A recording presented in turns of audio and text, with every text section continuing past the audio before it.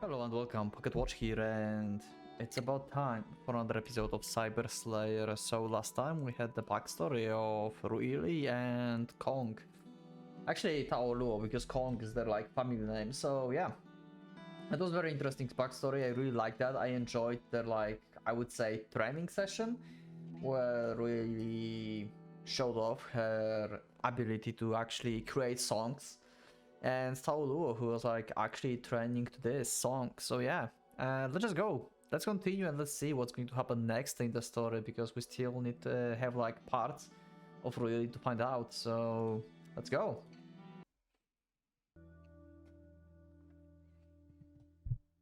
Also, this is main menu, the picture. I just realized. When viewed through the frigid darkness of winter night, the lights of the city appear especially bright. Oh? Oh, we are at the doctor place. Okay. On the sacred clinic of Xiida, hidden in the Honggu slums, one can see distant lights of the financial district shining brilliantly against the sky.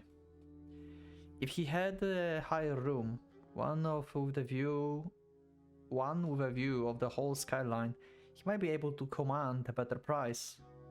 Unfortunately, the glitter of Padong is blocked out by the ruined buildings that stand defiantly between him and the cold Hangpu River. 100 years ago, the Art Deco high rises of the Bund made it what Pudong is today, a magnificent architectural symbol of the modern Asia. Okay, so we are not in Hangshai right now? I felt like this doctor is actually in Hangshai, but it seems like it's not. I guess it makes sense because basically Shanghai is controlled by the bad guys, right? The Qingyun Society, right? So yeah, it makes sense that he made a contact with the doctor outside of that place. Yeah, okay. Is this still backstory? I wonder if this is the backstory when he met with the guy first time. Maybe we are going to have introduction of Gynoid Ruili. And as the main port for boat traffic coming down the Yangtze, it was also the gateway to Shanghai in the good old days. Even after the central functions of the city moved elsewhere, the hustle and the bustle of the Bound did not lessen. With its dazzling array of neo-resistance and neo-baroque architecture embodied in such buildings as the British Consulate, Sassoon House, and the Old Bank of China headquarters, it became a major attraction for tourists interested in Shanghai history. But when the financial collapse, hastened by the political favorism afforded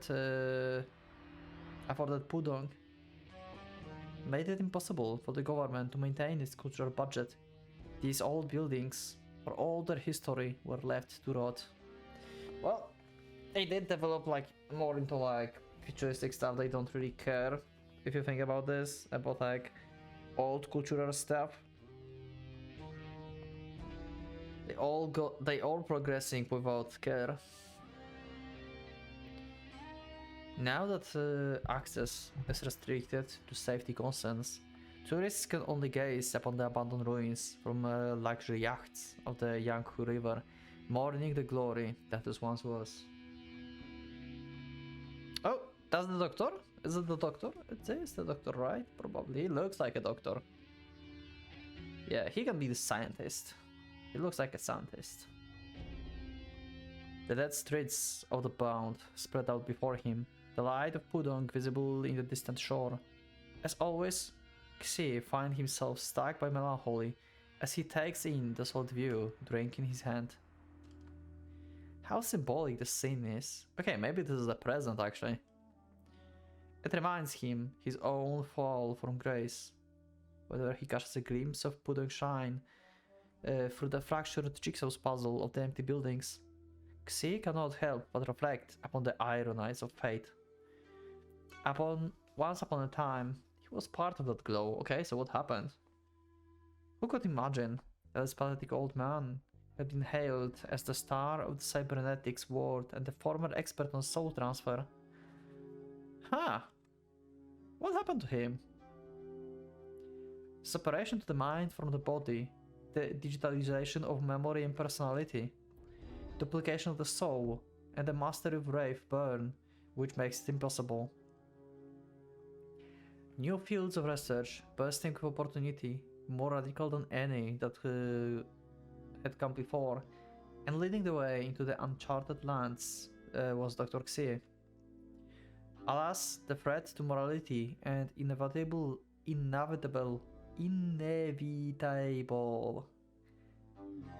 Wow, I don't know why, but in Cyber Slayer, I feel like this Cyber Slayer is the most difficult novel to read for me so far. I don't know why, but I just cannot like say like most of these words. I have no idea what the hell is happening when I'm reading this. I don't have that many problems in other series. Like, what the fuck? Legal problems presented by this technology proved too great. The terrifying possibility that man would unlock the secrets of the soul will wrest it from hands of God and binds it to his will. With no small humility, the wise scholars charged that the human race was still too immature to take on such responsibility. Surrounded by enemies, Xie at least found himself exiled from the academic world. The research to which he had devoted his life branded anathema and sealed away. Oh! So basically, he created something that got people scared. Basically, like, they thought like, this is going too far, like, technology going too far, we cannot like defy gods and everything, you know? Yeah, so that happened, it seems. And also he had a project, Anathema, and sealed it away, so he never actually finished Anathema project. I assume that Anathema project is the creation of like artificial human like entirely. So basically the Gynoid really is Anathema project for him. He said to Tao Luo how to bring Ruili back in order to like develop his research even further. Because he just got like opportunity because what Tao Luo wants to do. I think that's it. I think that's his idea here. That's why he helped Tao Luo. His former glory has vanished like a dream.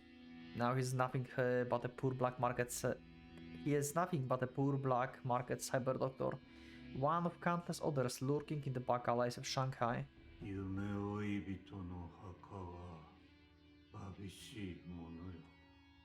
I like his voice. Oh, what? A sudden noise shatters the silence, tearing him from his melancholy thoughts. His front door, though reinforced against the considerable dangers outside, has been kicked down like it was plywood by the man in the black coat. Xie leaps up in surprise when the door crashes in, but upon seeing the intruder, calms down and resists himself. Tao Luo, you just destroyed the door. Please repair. Why would you do that? The visitor is not unexpected.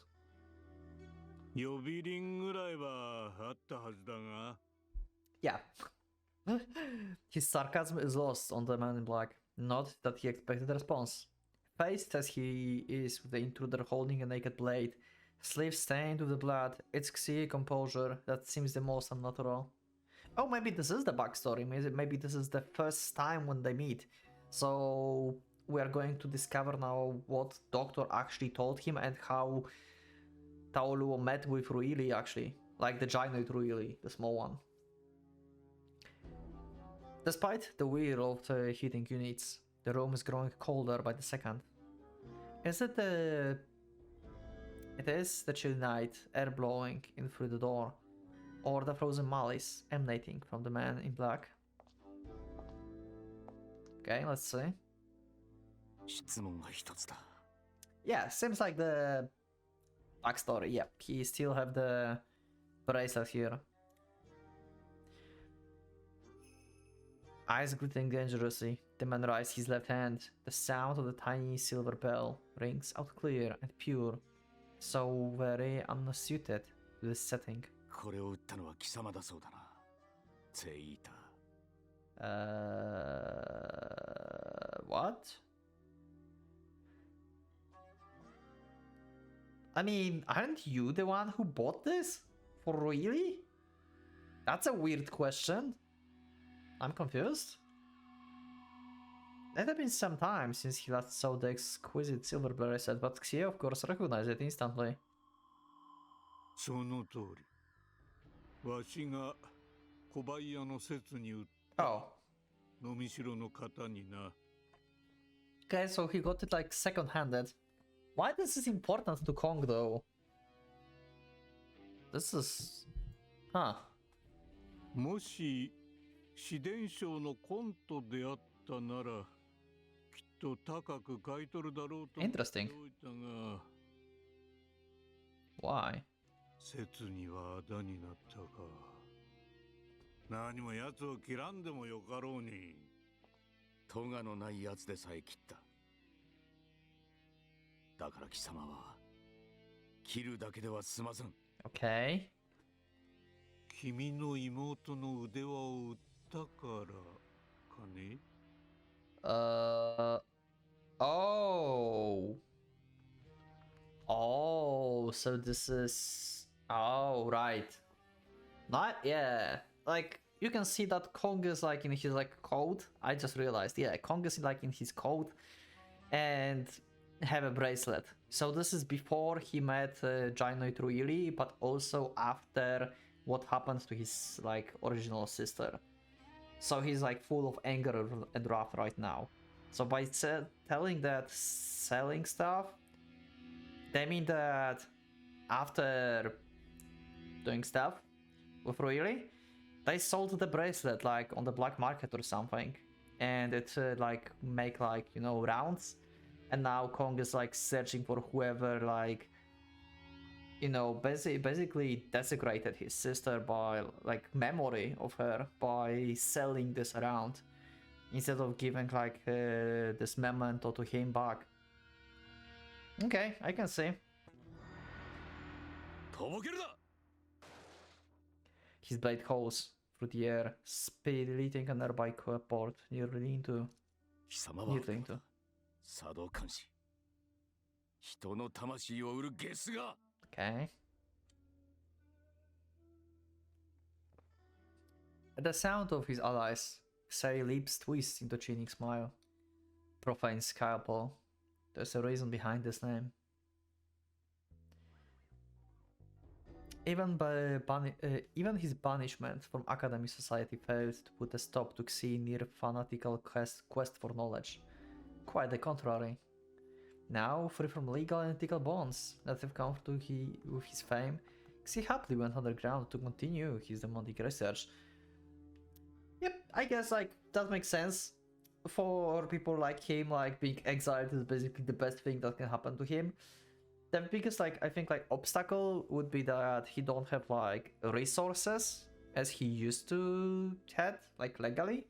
But on the other hand, you can get anything illegally, right? Like, if someone know how to get something, then whatever the country have the laws or something, the person will get the thing. Like, you like,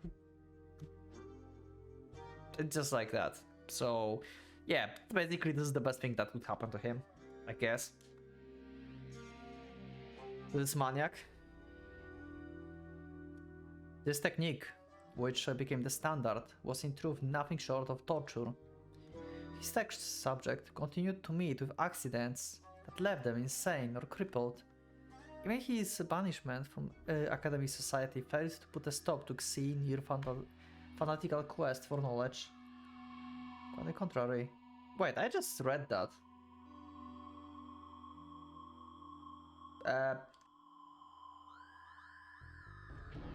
Did that just repeat itself? What? Okay, that was weird. Absolute freedom. from the body. The potential of immortality. Say might have changed offices, but there was no shortage of individuals entranced by the possibilities that he hinted at. Some provided capital, while others donated their own bodies to this cause. Ooh, okay.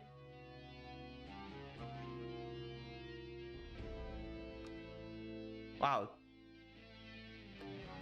This guy is not even like... It's not like his mouth is like covered with something and stretched with like this like straps. It's hooked to his like lip. Holy shit. Why? Fuck? What's the point?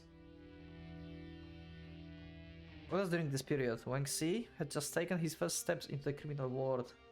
That his ghastly practice reaches its peak. Before he knew it, people had Christian profane the scalpel with which he opened man's skull. And with the rise of the giant porn industry, the technology known as soul copying began to develop in an unexpected direction. Even the soul fragment, too small to kill the source, was when combined with giant emotional scripts enough to give the doll a touch of humanity that no program could ever emulate. Neither truly doll nor human, such sex slaves became enormously popular among a certain class of the band. Those illegal soul-copied gynoids commanded an obscene price on the black market, and thus a new criminal enterprise was born. The process used by the underground doctor was, of course, a copy of that once pioneered by Dr. Xi. It invariably caused damage to the brain of the source, and at times even threatened her survival. To fulfill the demand, the old organ trade, which had fallen so hard times since the rise of cybernetics, was resurrected in a new form as the provider of the fresh brains. Well, okay, so black market of organs is still there. Great.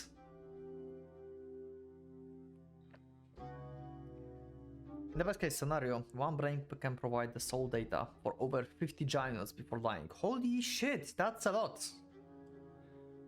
Soul or kidnapped, countless victims disappeared into laboratories of the black market doctors. Eventually, even improvised drug addicts started selling their brain cells, having resonated that the damage was no worse than what the drugs would do to them. When Tao Lu, aware of the circumstances, learned that his precious sister had been taken to the profane scalpel. Alright, okay. But on the other hand, he told you how to fix her, right? Fix! Great. His rage and despair must have been inconceivable. 答えろ。貴様はルイリーに何をした？勘違いしてもらっては困るが、私はあくまで依頼に応えただけのことだ。ジャン・ジャボー、ビン・ワイソン、チュー・シャオヤン、ウン・ウィンシン、そして副祭主のリュウ・ホウジョン。So NG also had the gynoid. Okay. So he's also the one that we will have to actually get rid of. Okay, so we're going to see him fighting. I don't think that this guy is like the fighting type.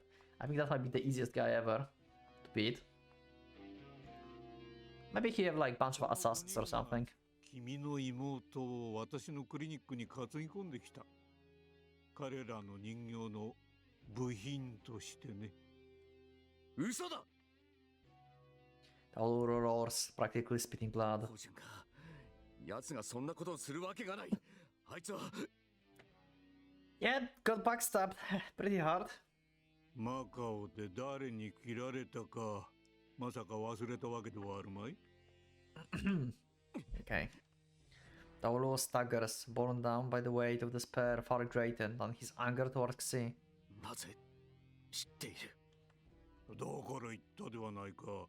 劉邦順がここに来たと。彼の口から直々に聞いたよ。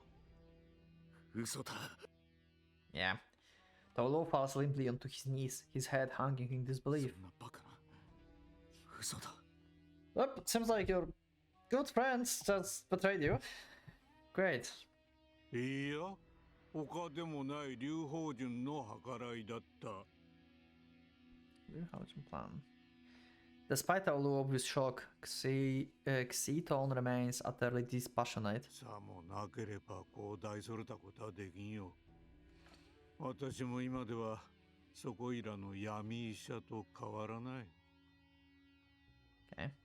Twisted though it was, a lucrative market had been found for soul copying in cyberporn industry.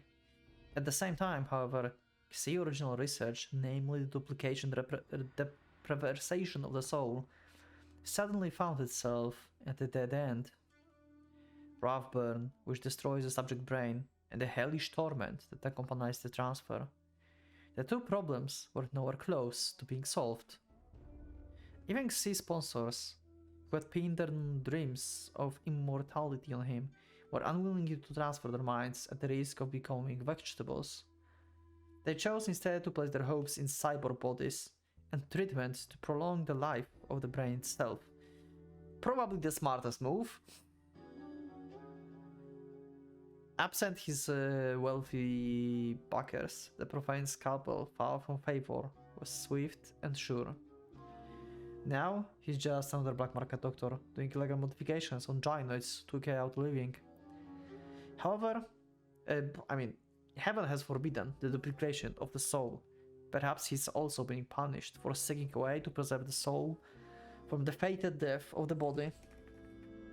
来る日も来る日もジャンキーどもの相手ばかり。丸ごと一人分の実験で And that got you excited, huh? 入れる機会などありゃしない。I'm curious, but I also kinda don't want to know in what state really was when they like brought her here. Oh, I don't know if I want to know that. I can imagine. That's terrible. そんな折、木内の友人から誘いがあった。とある少女を拷問したい。精神の壊れるまで徹底的に。立ち会えば、ちょうどいい実験の機会ではないかと。Wow. It's not like they said, hey, we just want you to make a bunch of those out of her. Nope. They just like, hey, you know what? I would like to like torture this one girl. So like, if you want to help them, yeah, like, sure. Great. 一も二もなく乗ったよ、私は。Great. You sadistic bastard. 経験則上、レイプというのはただの拷問より効率的なのだ。Are you suggesting that you actually also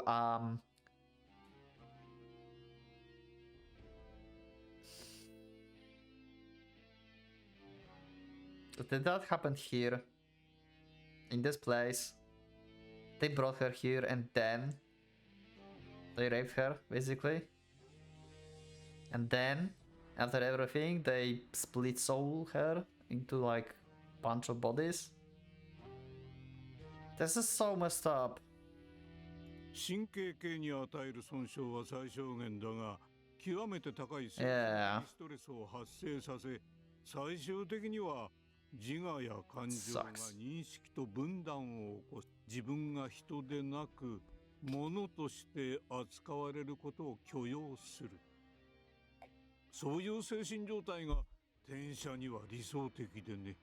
Wow, so they broke her just to make a like perfect dolls or something. What the fuck? This is so messed up. Taolu has gone bearing the blade of vengeance.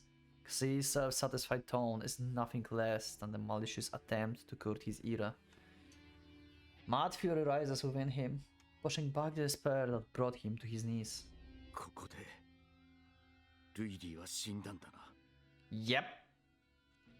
処置の結果、3時間での波形は沈黙した。君の言う死とはそのことか？ Wow, brainwaves went silent. Is that not the same as death for you? Like, what? Taolu clenches his sword grip with such strength that the blade begins to tremble, light reflected from its cold steel dancing about the dim room. His eyes, however, grow as cold as the grave.